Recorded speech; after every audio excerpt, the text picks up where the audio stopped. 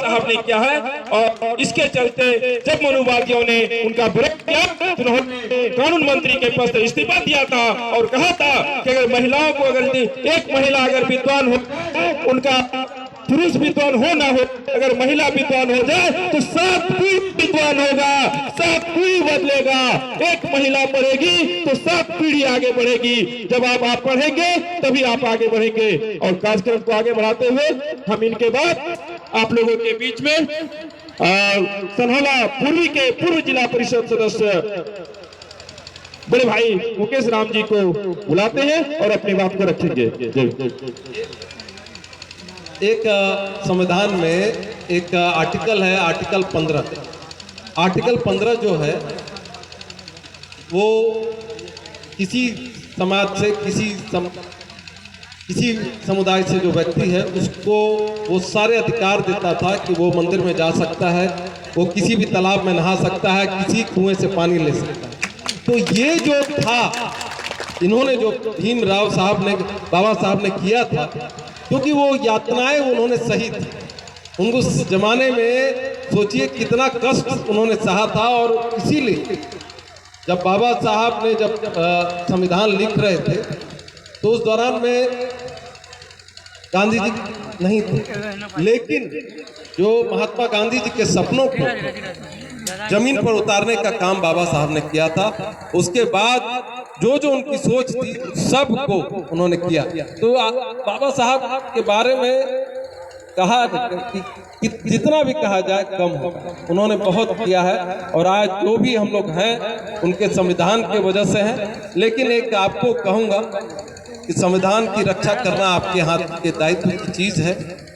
और संविधान को लूटने का प्रयास जो होता है वो किसके माध्यम से होता है, आपको है अंदाजा? लूटने का माध्यम है ये वोट।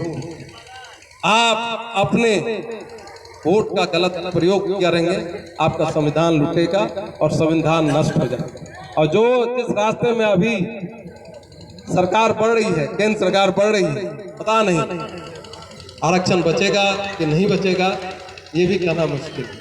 तो आप इसलिए कहते हैं अपने विवेक को इस्तेमाल कीजिए, अपने अधिकार का इस्तेमाल कीजिए, नहीं तो आपसे वो सारे अधिकार छीन लिए जाएंगे जिसकी आप कल्पना नहीं की।